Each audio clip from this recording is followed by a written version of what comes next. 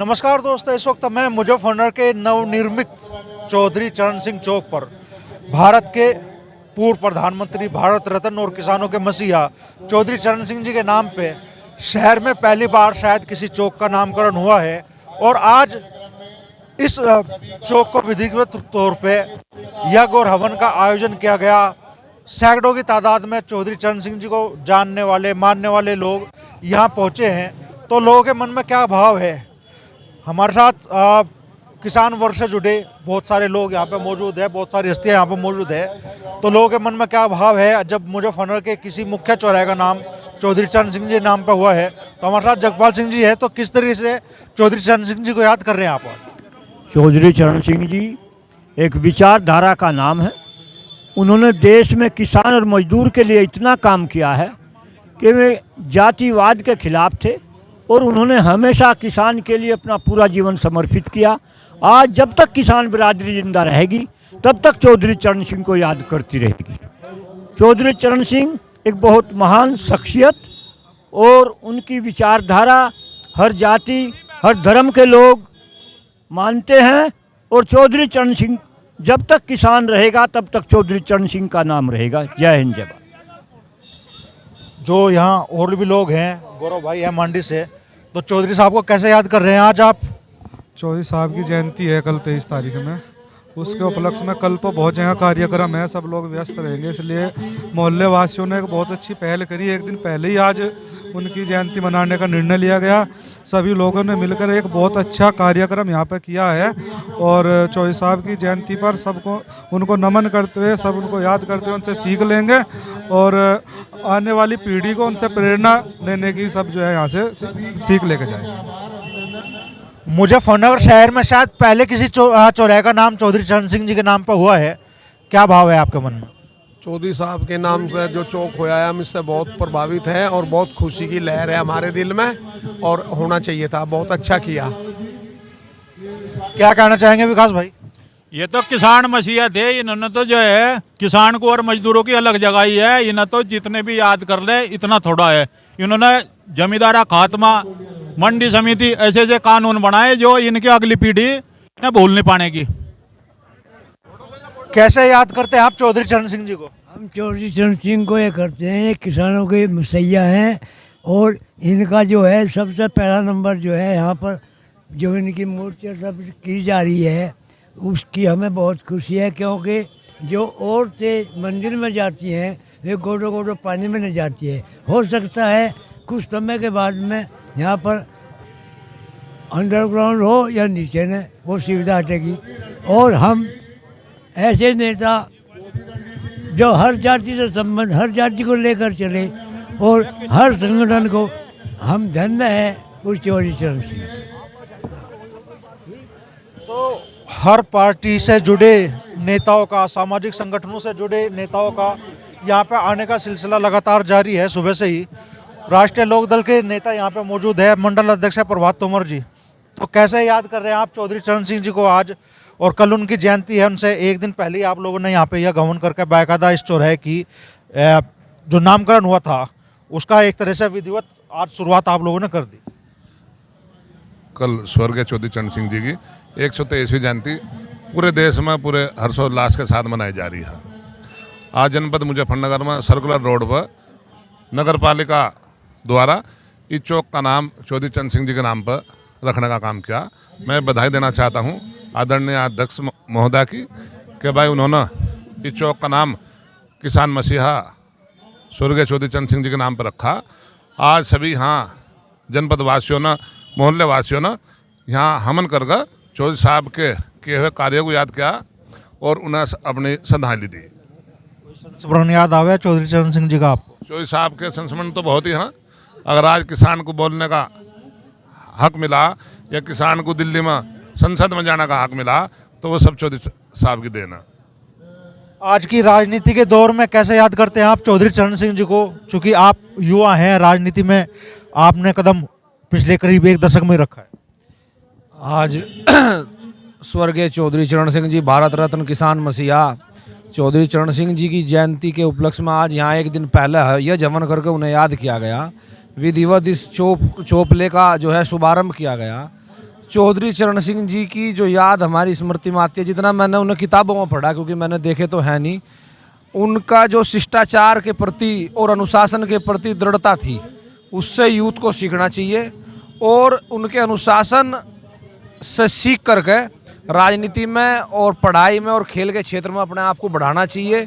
और राजनीति में उनके अनुशासन की जितनी तारीफ करी जा कम है, और उनके अनुशासन से ही सीख के राजनीति में हम एक नया आयाम तय कर सकेंगे।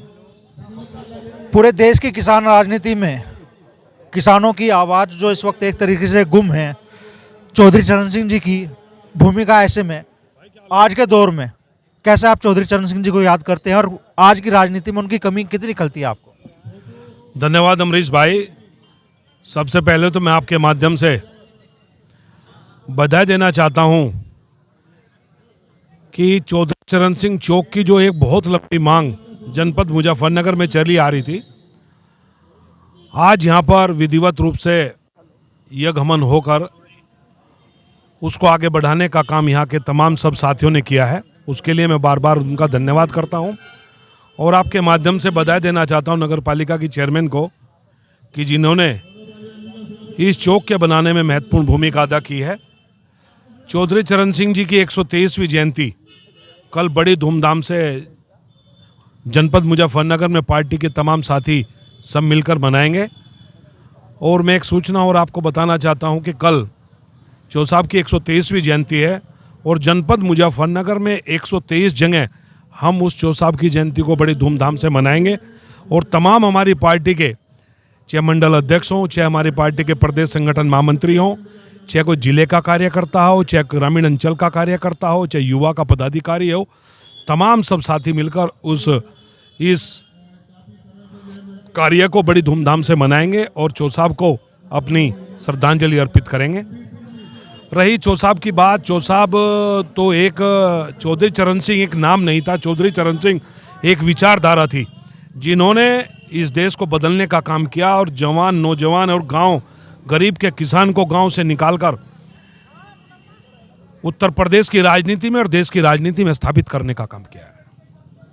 आज की राजनीति में किसान के हक की बात, किसानों के मुद्दों का जोर ऐसा लग रहा है कि भाई कम होता जा रहा है। किसान आज की राजनीति की जो पूरा परिदृश्य है उसमें कहीं गायब है। तो चौधरी चरण सिंह जी की जो कमी है, क्या वो खलती है आप लोगों को? चौधरी चरण सिंह जी, सबसे पहली बात तो ये है अमरीश भाई कि आपको धन्यवाद, ग्रामीण अंचल से निकल के आप भी पत्रकारिता में जो मुकाम बना रहे हैं और हम आज यहाँ पर चौधरी चरण सिंह चौक का हवन कर रहे हैं। ये सब अगर सच्चाई में देखा जाए तो हम दोनों इस वजह से आज यहाँ हैं। आप इंटरव्यू ले रहे हो, मैं दे रहा हूँ, क्योंकि चौधरी चरण सिंह पैदा हुए इस दुनिया में, इस देश में, इस धरती पे चौधरी चरण सिंह पैदा हुए। चौधरी चरण सिंह जी एक ऐसी विचारधारा थे कि जिनकी कमी तो हमेशा खलेगी, लेकिन जहाँ तक बात किसानों की, वंचितों की, गरीबों की, मजदूरों की, उनका एक लंबा इतिहास है चौधरी चरण सिंह जी का, जो उन्होंने उनके लिए काम किए। बहुत लोग जानते हैं कि उन्होंने क्या क्या किया, लेकिन सबसे बड़ी बात जो है आपको बताऊं कि चौधरी चरण सिंह जी जब प्रधानमंत्री बने उससे पहले किसी भी राजनीतिक दल का किसान मोर्चा या किसान संगठन नाम से कोई संगठन, कोई मोर्चा, कोई प्रकोष्ठ इस देश में नहीं होता था। लेकिन चौधरी चरण सिंह जी के ताकत में आते ही 1980 के चुनाव में सबसे पहले कांग्रेस ने किसान कांग्रेस के नाम से एक बड़ी रैली दिल्ली में की थी।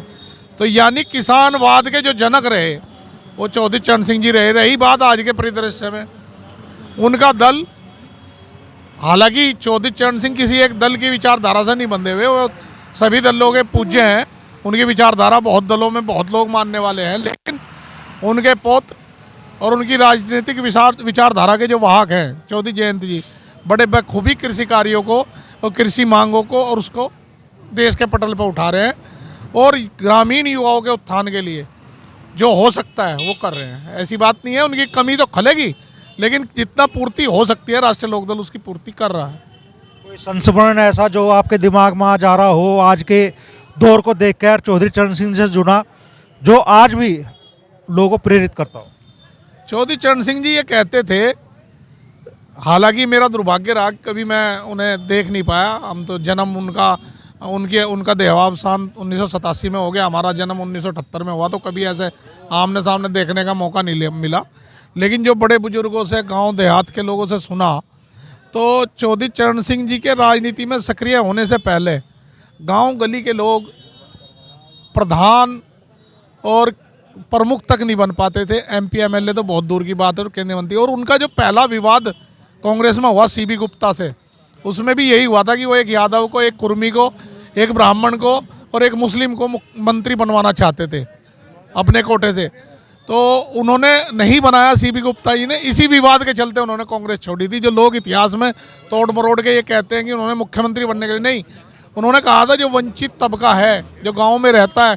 और एक बात, जो आज आरक्षण पे बड़े बड़े लोग राजनीति कर रहे हैं, कोई 50% से ज़्यादा आरक्षण मांग रहा है, कोई ये 1949 में चौधरी चरण सिंह जी ने कहा था कि गांव में रहने वाले लोगों को टोटल संसाधनों में, चाहे उसमें नौकरी है, चाहे आर्थिक फंड है, चाहे देश की योजनाएं हैं, 50% हिस्सा मिलना चाहिए। और ग्रामीण विकास मंत्रालय की स्थापना भी जब वो प्रधानमंत्री बने तब उन्होंने ही की थी, वरना उससे पहले सारा डेवलपमेंट का पैसा शहरों में लगता था। तो चौधरी चरण सिंह का एक लंबा इतिहास है। उनके जब जब कलम हाथ में आई, जब जब वो लिखने बैठे, उन्होंने किसानों के लिए एक इतिहास ही लिखा, किसानों के लिए बहुत कुछ किया उन्होंने। तो हमारा यहाँ आज बड़ी तादाद में लोगों के लगातार आने का सिलसिला जारी है। सुबह करीब 10 बजे से हवन शुरू हुआ था और अब 2 से ढाई घंटे का समय ज़्यादा निकल गया है, लेकिन लोग लगातार आ रहे हैं चौधरी चरण सिंह जी को अपनी श्रद्धांजलि अर्पित करने के लिए और अपनी खुशी जताने के लिए कि किसानों के मसीहा चौधरी चरण सिंह जी के नाम, भारत रत्न चौधरी चरण सिंह जी के नाम आज मुजफ्फरनगर के किसी बड़े चौराहे का नाम हुआ है। और ऊपर की तरफ जो बोर्ड आप देख रहे होंगे वो यहाँ इस रास्ते से गुजरने वाले लोगों को इस बात की स्मृति तो दिलाता ही रहेगा, लेकिन यहाँ लोगों के मन का जोश आज बढ़ा रहा है।